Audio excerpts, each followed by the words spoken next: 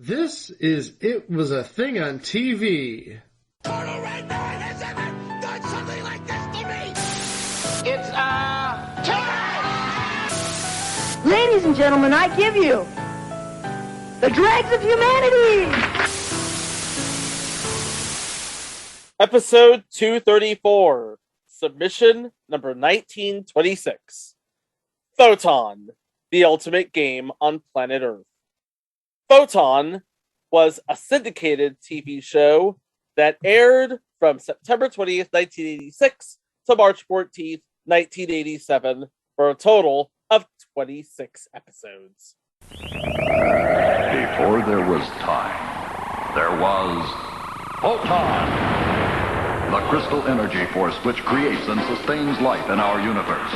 The warlord of R and his evil army are determined to control Photon and use it for their own evil ends. The only thing that stands in their way is the Earthling Bodhi Lee, who along with 5 other Photon champions are known as the Photon Warriors.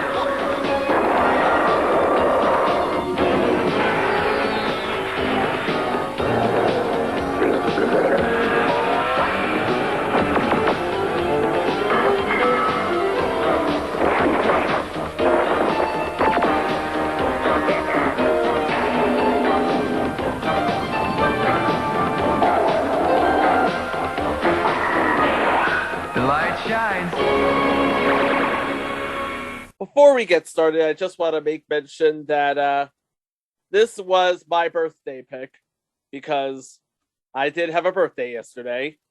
Yay, happy birthday! So last year I chose a Saturday morning show, and this year I'm choosing another Saturday morning show. And it lasted 26 weeks, but there's actually a bit of history behind it. I guess the best way to begin this is to ask the question, what is Photon? I mean, the intro said Photon is life, and Photon is the energy, and Photon is the universe and all. But in real life meat space, Photon is basically a laser tag system developed by George Carter III when he was adapting the Miles Tactical Army training system for civilian use. And in 1984, he opened the very first Photon Center in the Dallas suburb of Garland, Texas. Now, if you've ever played laser tag before, you know how it works. You run around for a while, you shoot people who are not on your team, and the players with the most points wins. Now imagine that this sort of thing, this sort of center, is actually a training ground / recruitment tool for the universe's greatest warriors to take on the forces of evil and restore light to the universe. That is basically the premise behind Photon, as developed by one Andy Hayward, who by this time would be president of DiC Animation City, which pretty much owned every 80s cartoon that was not produced by Hanna-Barbera. And the premise was, this was the pitch, it's basically a show that markets both the game Photon and any sort of licensed paraphernalia that Photon would get itself into, like a home version of the game, which includes the phaser, the sensor, and the helmet that runs about $100. DiC managed to score 26 episodes off the deal, and let's just say it was produced very cheaply. You have a bunch of real-world scenes, plus B-rolls that are shot here in the US. And then you have a bunch of outer space scenes that were shot with miniatures, green screens, puppets, and costumes in Japan. And all of this was set to a pop music soundtrack that they had to license out to be able to use on the show. And all of the actors are basically paid scale, and this is basically their one and only credit. So imagine, if you would, a TV show that was produced at cost, syndicated around the country, and tied into a growing fad of Photon and laser tag in general. So you can imagine they made a lot of money off of this. So what happened? Well, we'll get there. But first, let's introduce you to the world of Photon. And it all begins with a teenager by the name of Chris Jarvis. Wait, actually, is he related to the Jarvis from Iron Man? Don't you wish? Oh. Yeah. Chris Jarvis is perhaps one of the best, if not the best, Photon player in his home prefecture, wherever in the world that is. Well, how do we know he's the best Photon player? Funny you should ask that. In the first episode, he is in the middle of a Photon tournament where he competes under his user tag, Bodhi Lee, and he is totally owning it to the point where he ends up winning the thing. At that moment, he is sucked out of wherever he is and teleported onto a giant floating space station. So, yes, this plot is similar to, but legally distinct from, The Last Starfighter. I guess they didn't want to get sued by Universal Pictures. No. So he was recruited to join the fight against the forces of darkness, and he's all like, well, what do I have to do? This is what he has to do.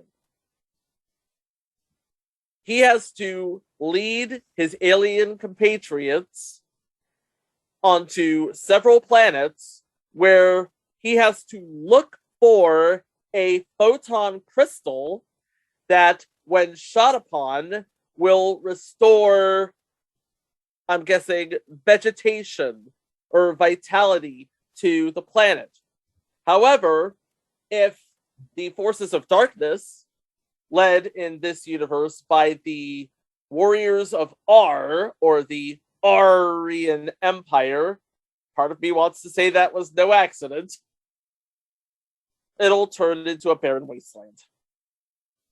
So on the one side, you have the Photon Warriors, led by Bodhi Lee, played by Christopher Lockwood.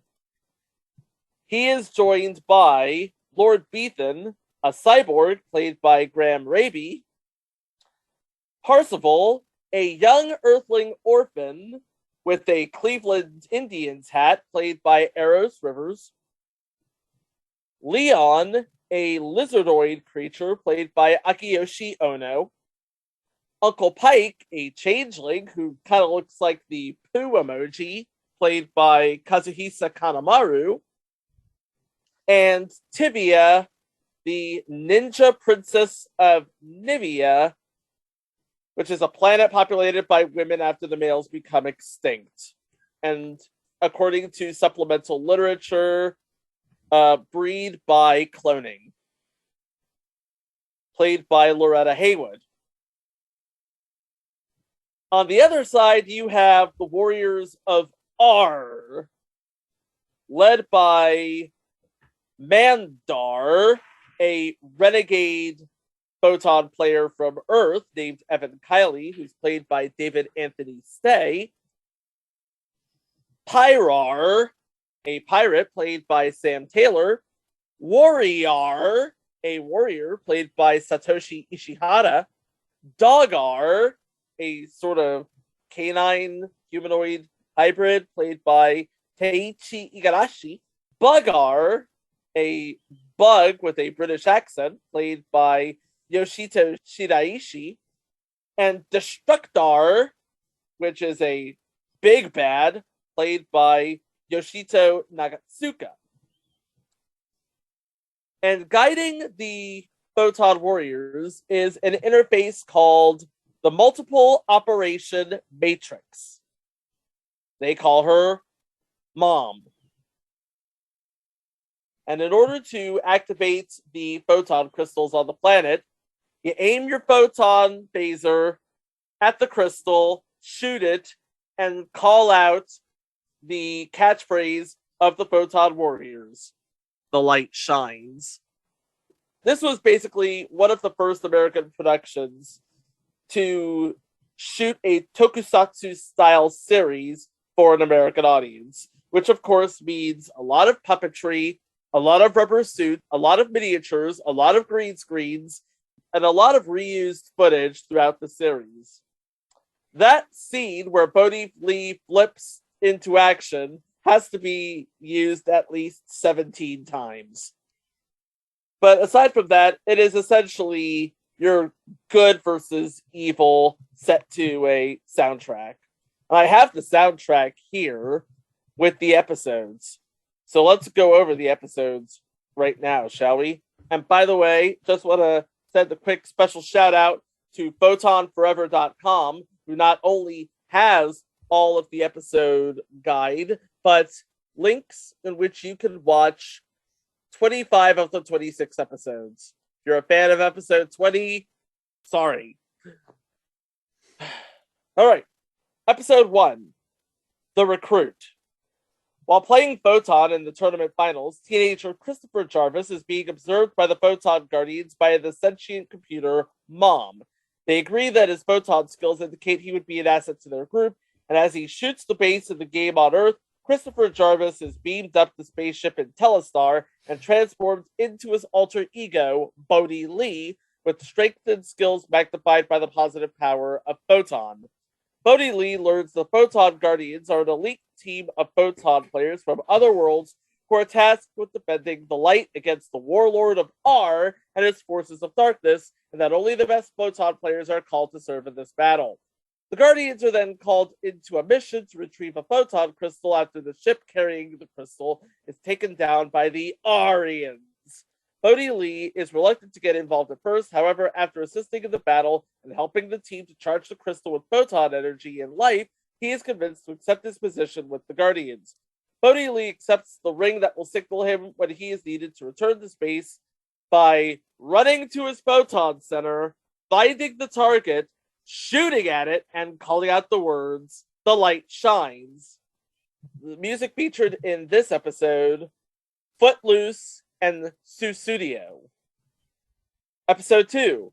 Oh, by the way, did we mention that every one of these episodes, because this is a kid's show, has a sort of Aesop attached to it?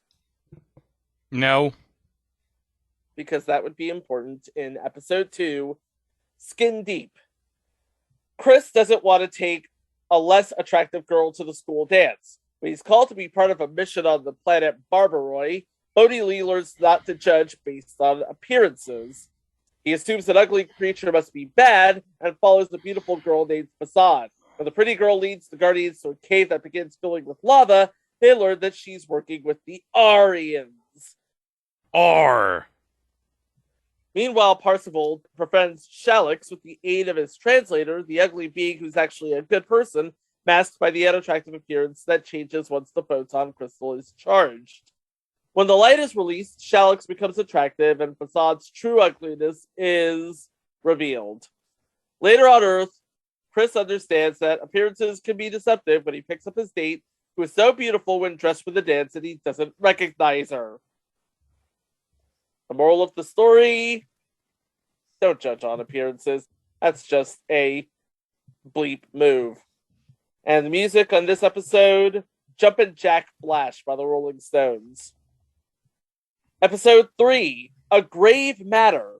The Guardians are separated on 2 missions. Pike, Bodhi Lee, and Tivia are sent to the planet Tomb, the graveyard for former Photon warriors, while the others are retrieving a photon crystal elsewhere.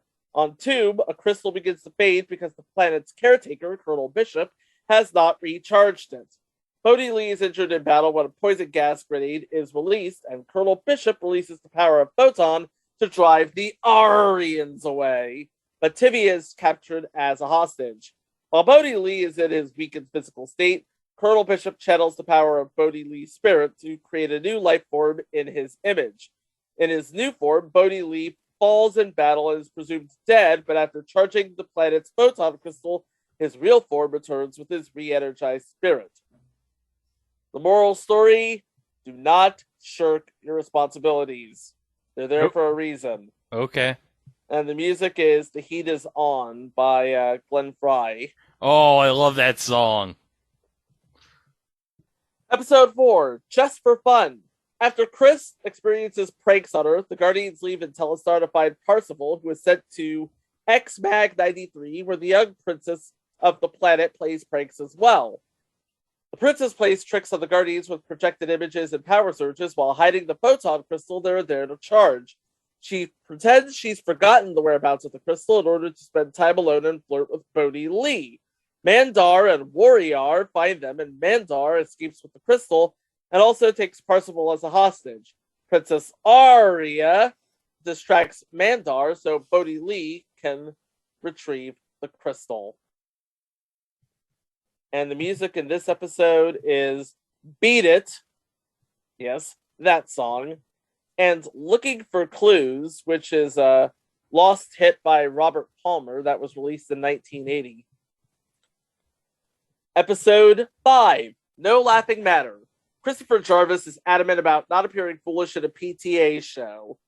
However, the Guardians must disguise themselves when they visit the planet Gaffaw. Mandar has infiltrated the planet and deceives the king. Mandar hosts the Laugh-In Festival, not related to the show, where Tibia entertains the audience while the others wear costumes to avoid being recognized. Bodhi Lee does not want to wear a costume until he is recognized by the Aryans and is then captured by the king. Bodhi Lee decides wearing a costume can be fun, and he's disguised while Bugar forces the king to turn over the photon hole. The Guardians engage the Aryans in battle to keep the crystal in the king's possession. With his new perspective that dressing in costume can be fun, Chris participates in the PTA show after all. Moral of the story, stop taking yourself so darn seriously. You're only a warrior in a never-ending battle against darkness for the fate of the universe. And the song in this one is Angel by Madonna and Twist and Shout. Y'all remember that song? I know Ferris Bueller does. Episode 6, The Queen's Pawn. Bodhi Lee is sent to rescue Queen Sana, who escaped from an Aryan attack while carrying a photon crystal. Her escape pod crashed on the planet Gobade, but she's more interested in exerting her power than allowing Bodhi Lee to rescue her. During the rescue effort, he's faced with a battle with Mandar for the Queen and saves her life. She in turn uses her power cape to help him and allows the Guardians to activate the crystal on the planet where she will start a new life. The experience teaches Christopher Jarvis a lesson about imposing control when it comes to his younger sister, who, by the way, is a recurring character on the show, played by Clarissa Reed. Again, this is as good as her career is going to get. Well, enjoy it while you can. And music on this show would be Born to be Wild by Steppenwolf and Somebody's Watching Me by Rockwell. Oh yeah, Someone's Watching Me by Rockwell. Yeah, a lot of people think that's Michael Jackson, but nope, he only did the background vocals. He only did the chorus. Yeah. That's all he did. Episode 7, Deadly Thorns. The caretaker of the planet Zaku has not energized the photon crystal on his world, so the Guardians go to the planet to find out why. They find themselves on a beautiful planet full of living plants. When deadly roses spray their pollen on Tibia, she is unmasked by the caretaker, who captures her with her vines and carnivorous flowers. Parsifal also finds himself in a dangerous situation with the roses. The caretaker fears that they will harm his beloved plants. Lord Bathan saves Parsifal with photon energy. The caretaker sees that the Aryans are the evil ones as they try to destroy his roses, and that charging the photon crystal is the way to give his planet and his restored roses continued life in a peaceful world. It's important to remember if you're a guardian of a photon crystal, the red helmets are good, the green helmets are bad. Music on this includes I Love Rock and Roll and Isn't She Lovely? Episode 8, Rebel of Cyborgs. Lord Phaeton finds himself in peril on his home planet of MX8 as it is revealed that the computer that created him was once made in darkness and has returned to darkness as the power of the photon crystal there has faded. The Guardians go to the planet to recharge the crystal. Meanwhile, the MX8 computer clones Lord Phaeton and the evil clones attack them. It is revealed that Lord Phaeton was made in darkness but exposed to light energy. The computer expects that the real Lord Phaeton will return to the darkness, but instead he charges the photon crystal with positive energy and gives his planet recharged life. Songs on this episode include Higher Love by Steve Winwood and Superstition by Stevie Wonder. Episode 9. United We Stand. On Earth, Chris faces the school bully. Elsewhere in space, R has developed a weapon that can reverse the energy of photon crystals. The Guardians must find and destroy the weapon on the planet Prima before the warlord of R turns his destruction toward Earth. They befriend a young boy named Mongwani. At first, the citizens react with suspicion and distrust. Bodhi Lee develops a plan to surrender while the others continue to search for the weapon, but none of the people besides Mongwani are willing to help. He shows the Guardians to the place where the Aryans are hiding with an oversized neutral crystal. The people recognize that Mongwani was the most wise and brave to support the Guardians. Later on Earth, Chris also learns that when many people stand together, they can be more intimidating than the bully. Music on this episode includes Come On, Feel the Noise and War. What is it good for? Absolutely nothing. Nothing. Episode 10, The Nivian Challenge. Tivia must engage in a challenge with a childhood friend named Doria to retain her crown as the Ninja Princess of Nivea. However, Doria has been deceived by the warlord of R and brainwashed into thinking Tivia is her enemy, and Mandar assists in rigging the contest in Doria's favor. Bodhi Lee stays on the Zephyr, while the other Guardians find themselves in need of assistance. But he does not monitor the situation because he is distracted by watching Tivia. And let's be honest, if you saw an alien ninja princess in a form-fitting costume, you'd be distracted too. Yeah. When he realizes his mistake, Bodhi Lee rushes to stop Mandar from interfering and aid the others. Tivia emerges as the victor of the challenge. She gets to keep her crown, but declares that she will share the crown with her friends. Music in this episode includes Honky Tonk Women by the Rolling Stones. Andy Hayward, Haim Saban, and Shuki Levy really love the Rolling Stones, apparently. Episode 11. If at first you don't succeed. Chris's sister Kathy plays around a photon and the team blames her for a loss. Meanwhile, the Guardians have a limited window of time to retrieve a photon crystal from the planet Halcyon and steal the planet from R based on Parzival's calculation.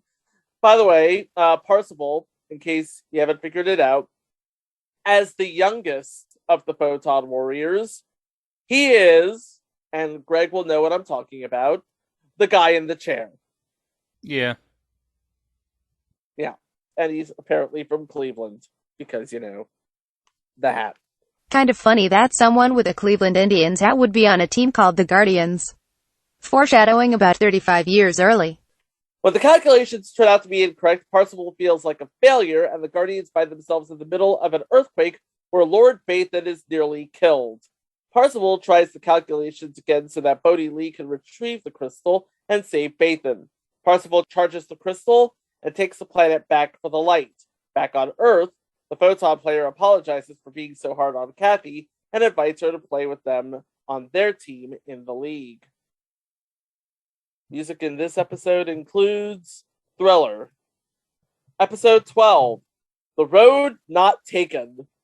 There is a chance for Bodhi Lee to bring Mandar back to the light, if he can lure him underground and place a conversion device on his head to block the transmissions from the Warlord. Bodhi Lee reminds Mandar of a time in the past when he was Evan Kiley of Earth, and is revealed that Evan was turned into Mandar after the Aryans killed Katya, the woman he loved. In a flashback, it's learned that Evan Kiley became Mandar only after a great deal of torture. The other Guardians face off with the Aryans on the surface. Mandar is hurt while underground, and Bodhi Lee helps him to break free, and Mandar repays the kindness by letting Bodhi Lee escape unchallenged, opting to take the higher road. And if you've seen Mandar in photos on the internet, you just want to say, hey, 7 of 9 called, she wants her gear back.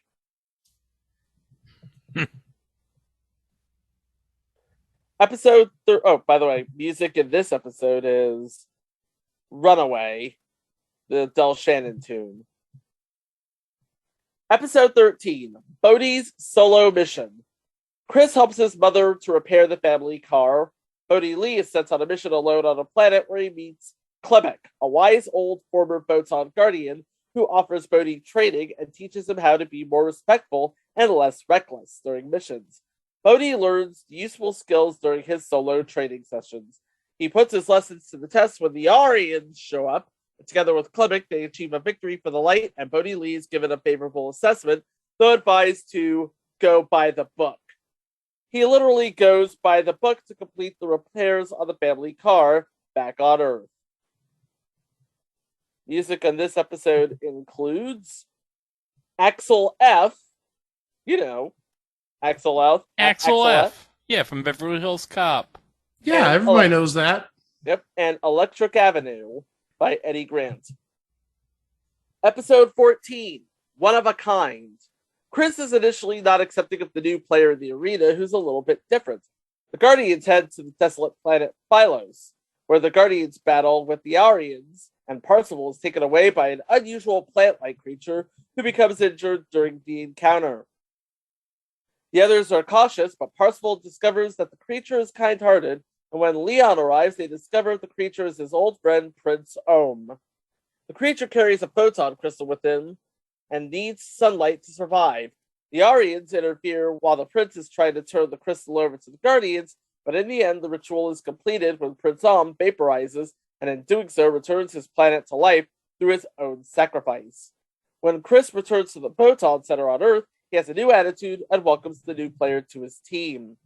Music in this episode includes Go Home by Stevie Wonder and White Horse by Laid Back from 1983. Space Terror, episode 15. A boring day on Earth is significantly more concerning in space when the Photon Guardians learn about the existence of a black hole that is consuming planets, and Earth may be next. They must figure out how to destroy it, but the black hole has unusual properties. It begins to draw the Intellistar inward, and Tivia, Parzival, and Mom are impacted by the pull. When Mandar indicates that the black hole was caused by the collision of two dark photon crystals, the Guardians realize that it must have been caused by accident, and the light photon crystals could be the solution. Bodhi Lee volunteers to risk his life while carrying two light crystals to the center of the black hole in the rescue pod in an effort to destroy the dark energy and save Earth. Music on this episode includes Addicted to Love and Danger Zone. Episode 16, Maze of Fear. The Photon Guardians must face their worst fears after being lured into a trap that was presented to them as a charity photon game on the planet Ganama. When they realize they're playing undefended against opponents with unmodulated phasers, the Guardians each go through a different color door. At each door, they come face to face with their fear. Parzival receives advice from Mom that he can use the power of his mind to conquer his fears, and he shares this knowledge with the others so they can escape and overcome the fears that paralyze their own minds. Music includes Let's Spend the Night Together by the Rolling Stones. Episode 17, Necessity and Invention. There's a chance for the Guardians to restore 34 planets to light during a brief period of alignment as they learned of the defeat of Fort Barren 100 years earlier. Parsifal gives Bodhi Lee, Tivia, and Bathan unusual packs to carry as they make their way to the surface of the planet Barren. The packs contain jumping balloons to help the Guardians cross over a moat of acid. However, the Aryans destroy one, forcing Bodhi Lee to carry Tivia across with him. Tivia clears away a hidden trap, but the Aryans are ready to battle the Guardians to keep them from reaching the crystal in time. The fate of the planets comes down to charging the crystal transmitter in the final seconds of the alignment period. Music in this episode includes Feelin' Alright by Traffic and It's Only Rock and Roll, But I Like It by the Rolling Stones. Episode 18, Think Quick. The Photon Guardians receive a message from a resistance effort on the planet Peligro, where the Aryans are using the power of a photon crystal to transform the people of the planet into evil soldars. Get it? Because soldiers and R and... Yeah, I get it. Okay. Bodhi Lee, Tivia, and Parsifal go to the planet to blend in with the inhabitants. Bodhi Lee is captured while being mistaken for a Peligron citizen, and Mandar commands that he be taken into the mine to be transformed into a Soldar. Meanwhile, Tivia and Parsifal come up with a plan to rescue him and stop Mandar from completing the conversion. Music in this episode includes Born to be Wild, Runaway, and Don't Stop Till You Get Enough. Episode 19, Prehistoric Planet. An Alliance ship crashes on a neutral planet that is inhabited by dinosaur-like creatures. The Aryans use a petrification ray to freeze the creatures on the planet. When the Guardians return, they find that many of the creatures have been turned to stone. One surviving creature has apparently swallowed the photon crystal, and Parsifal understands it is important not to harm him. In order to retrieve the crystal, Bodhi Lee flies into its mouth and through its body. Basically, it's a giant Godzilla, and Bodhi Lee has to be swallowed whole. Music in this episode includes Don't Stop Till You Get Enough, The Harder They Come by Jimmy Clip, and Thriller. They're really repeating a lot of songs. Well, the last two episodes were the first ones to have repeat songs. And as you can tell, we're getting close to the end here. Although you can watch any of these episodes, except for the first one and the last one, out of order. Episode 20. Not a Care in the World. This is the Lost episode. Chris's girlfriend on Earth breaks up with him when she reveals she's moving away. Bodhi approaches Bathan for advice on how to be less caring and emotional as a result of being hurt. Parsifal falls victim to photonium poisoning, and while Bathan appears dispassionate, Bodhi decides to trade Mandar the photonium in hopes of saving Parsifal because he realizes it's okay to care. Parsifal awakens only after the photonium is positively charged. Episode 21, Mind Zapped. It's an anti-drug episode because 1986 in America. Chris has an encounter with a young pusher who offers him drugs. Later in space, Bodhi and Leon go on a rescue mission that lands them in a bar-like atmosphere where Bodhi is inadvertently pulled under the effects of a video game-style stalking device that acts as a metaphor demonstrating the dangers of drug addiction. Drugs are bad. Okay. The episode features the song Don't Forget Me When I'm Gone by Glass Tiger and, again, Thriller. Episode 22, The Right Time. Bodhi Lee and Tivia argue more intensely than usual before going down to a desolate planet where the Guardians are tasked with charging a photon crystal after the rare sky gem cocoons hatch. However, Bodhi attacks quickly, and as a result, the sky gem hatches too early and releases a poison that puts Tivia into a coma-like state. Bodhi tries to go back in a time window to save her. When this fails, he takes a lesson from a properly hatched sky gem, who teaches him to drink the nectar from a flower and kiss Tivia in order to revive her. Yeah. You can hear my eyes rolling. The song in this episode is Axel F. Lost Time, episode 23. At first, the family doesn't make time to spend with each other.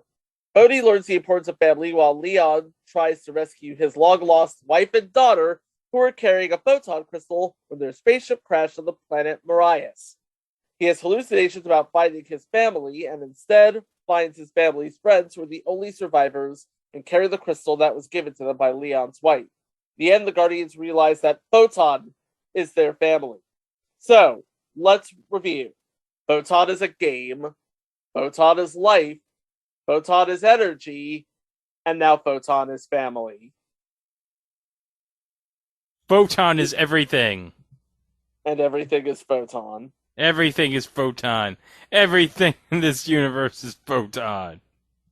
The music in this episode, the music is Photon. Music in this episode is Born to Be Wild and Danger Zone. They're repeating a lot of songs. They are. Like, did they only have, like, so many songs they could use? Well, I believe they had enough songs for 26 episodes, and then they went in and, well, used 2 in a single episode. I guess nobody thought, hey, has anybody thought that we're going to run out of songs before we run out of episodes? And Andy Hayward was like, shut up and play the song. Play the damn song. It's like, I'm going to bend my head, play the song. Andy Hayward is not going to fire me today. Episode 24, The Light Flickers. Bodhi Lee feels angry when Mom sends the other Guardians ahead on a mission. They crash on a planet where Lamanite saps their energy, and Bodhi Lee must help them. They must use all the strength they have to rescue and recharge the crystal to counteract the effects of the Lamanite, and in doing so, he realizes his importance to the team. Yes, this is basically a designated survivor episode. And the music, once again, is Jumpin' Jack Flash by the Rolling Stones.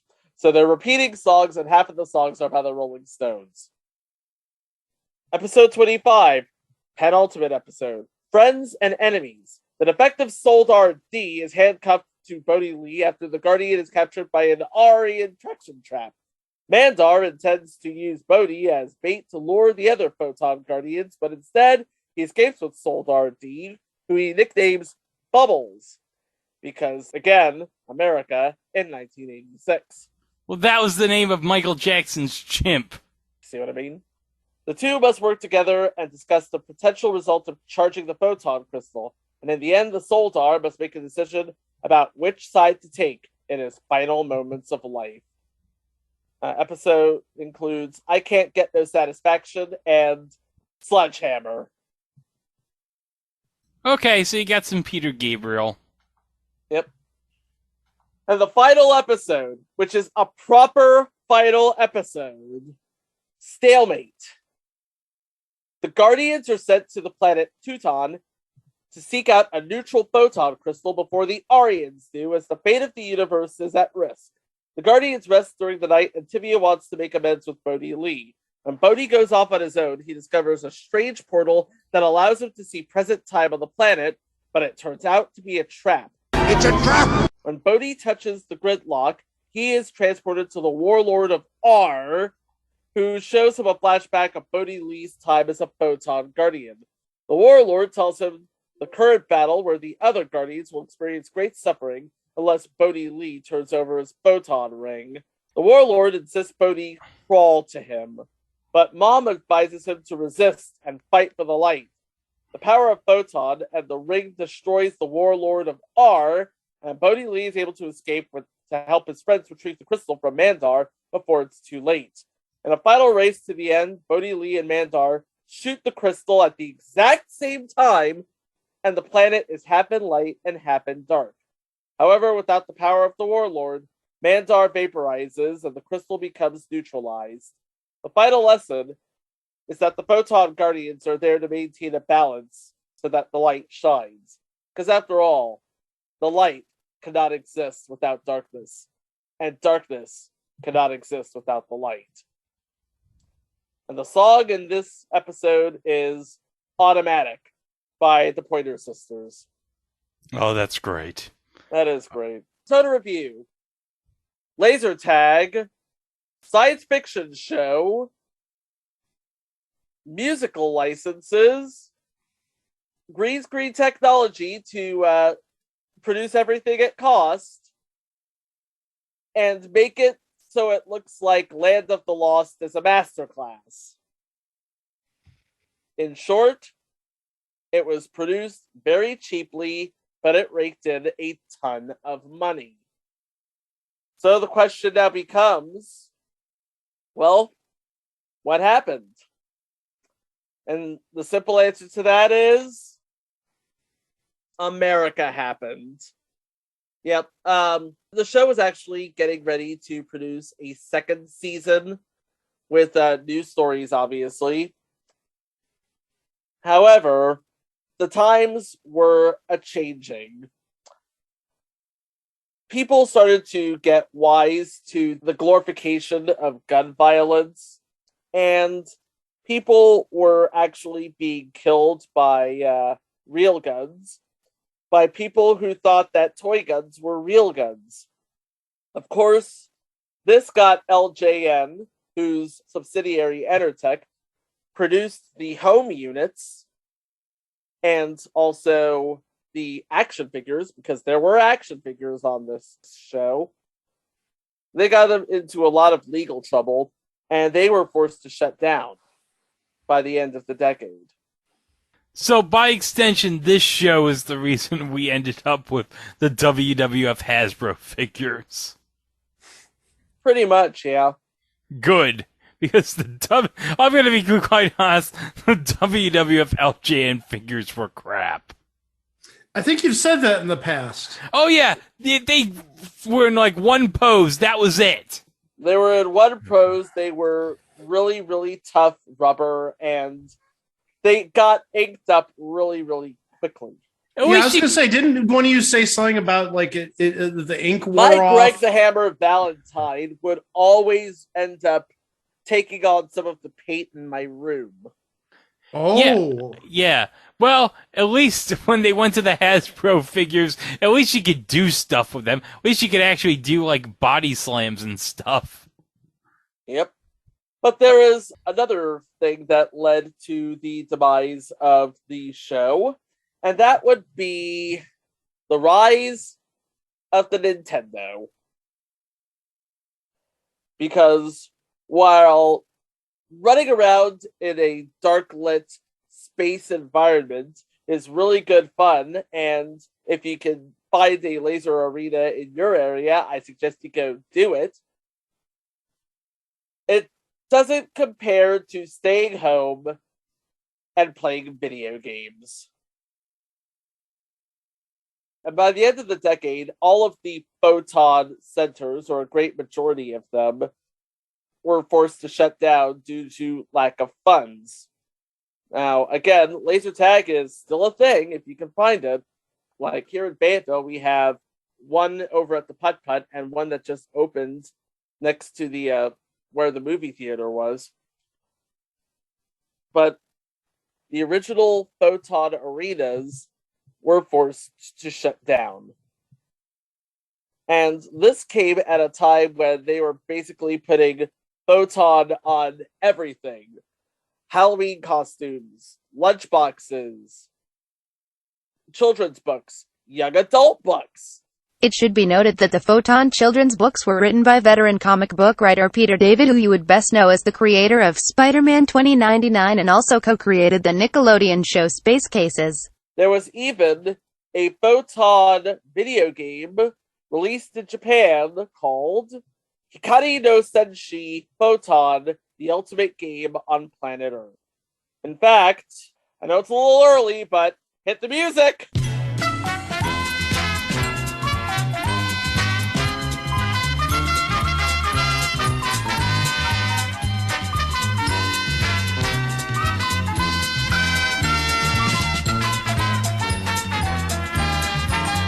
Alright, this is a copy of Hikari no Senshi Photon, the ultimate game on planet Earth, as released for the Famicom system in 1987. it's based more on the game, but it's loosely based on the TV series. It's interesting, to say the least. So this is for the Famicom. This is for the Famicom, yes. Okay. Hmm. And now I'm quoting, good condition. Yeah, that could mean anything. It really As could. long as it's in working condition, I think is the big thing right now. Well, unless you have a Famicom buried somewhere, you won't really know. Well, I just mean it's been tested and it plays on the Famicom. Somebody did their due diligence. Mm-hmm. Okay, I've got a bid in mind. All right. Mike, you have a bit in mind? Oh, I was hoping you start with Greg, but that's fine. I can start with Greg. No. I just wanted to say, I'm just declaring I've got a bid in mind. Okay. It's my birthday, and I'll cry if I want to. No. No, it's not my birthday, and I'll bid first if I want to. Okay. I'm going to say $79.99. All right, Greg. No, $5. Oh, jeez! Thank you. Wow.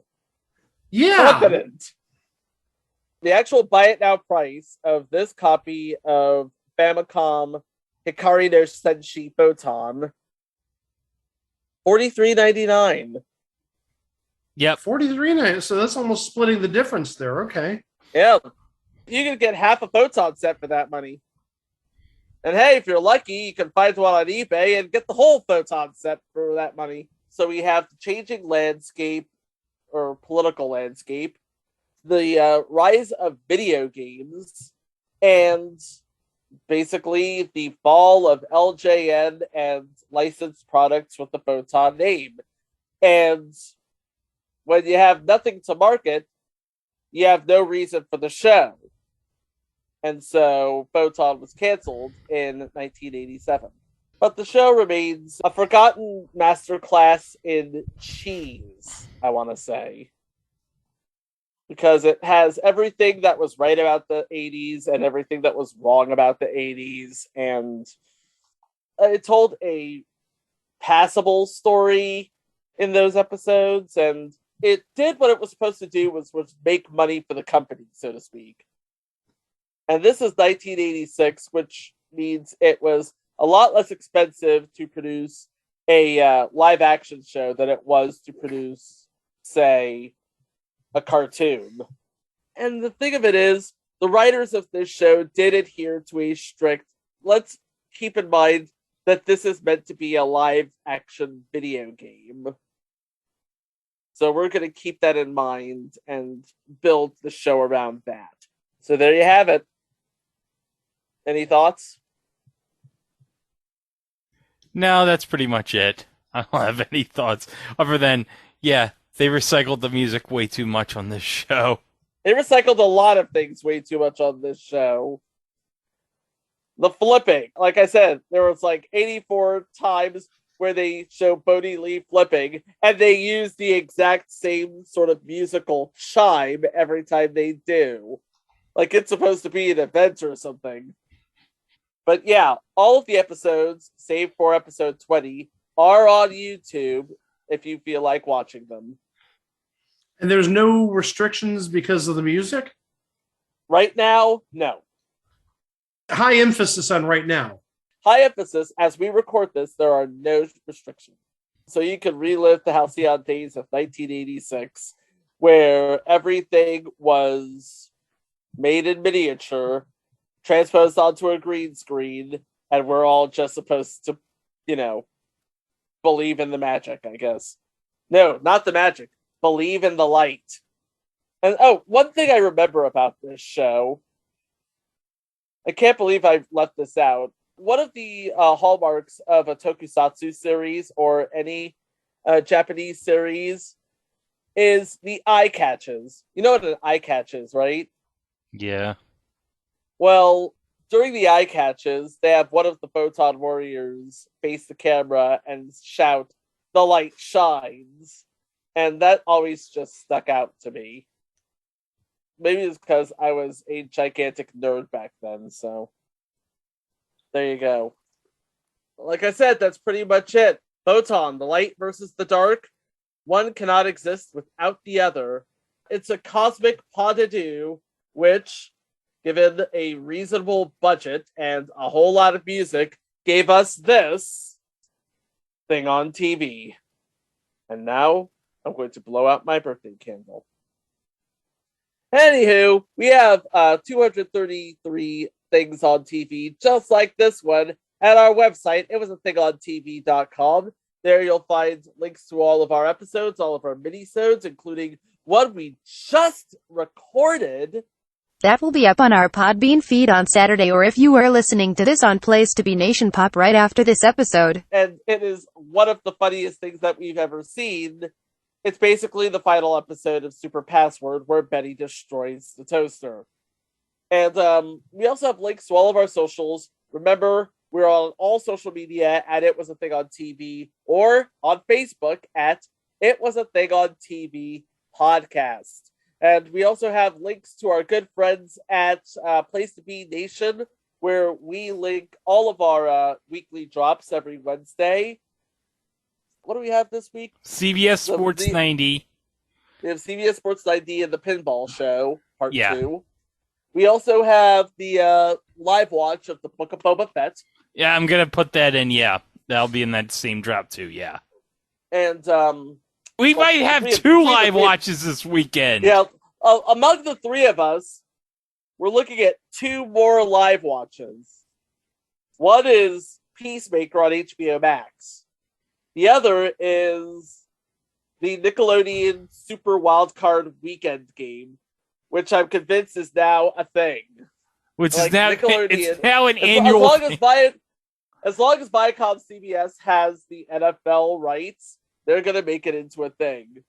And we really thought it was going to be a one-time only thing, but it was so popular.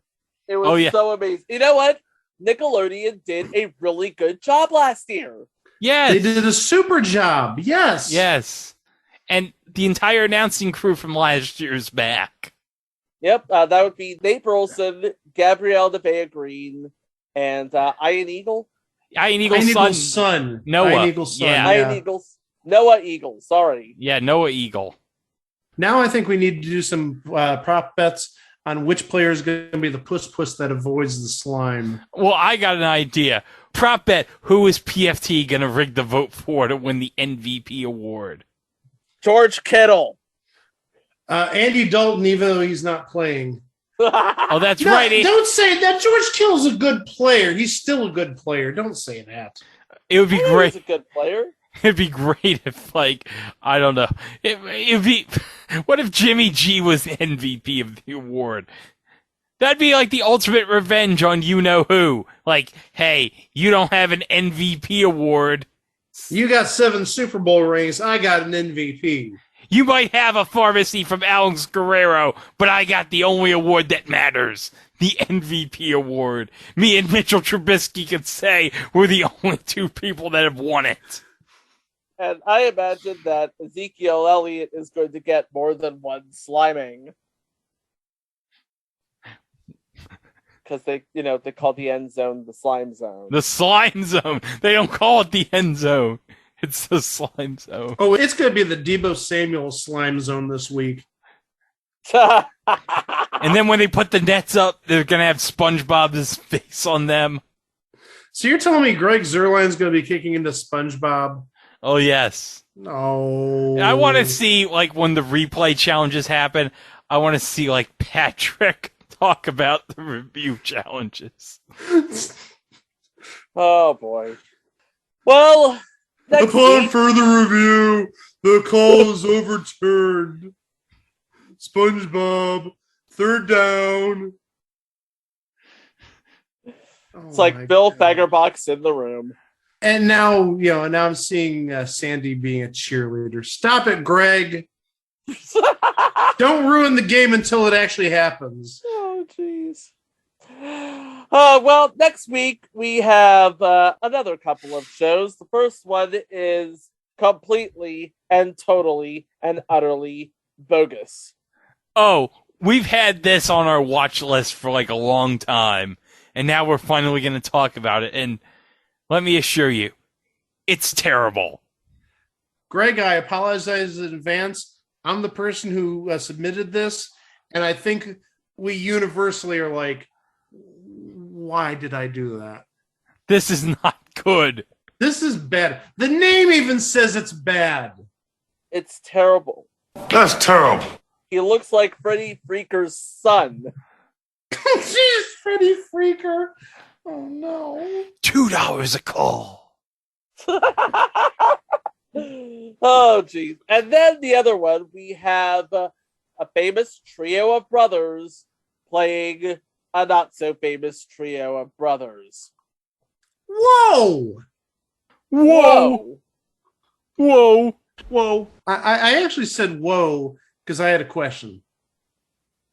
No, I didn't. I was giving away a hint towards what the show is. Well, that's all coming up next time, right here on It Was a Thing on TV. Thanks for listening. Please be kind to each other, and we will see you next time. Wow. The light shines.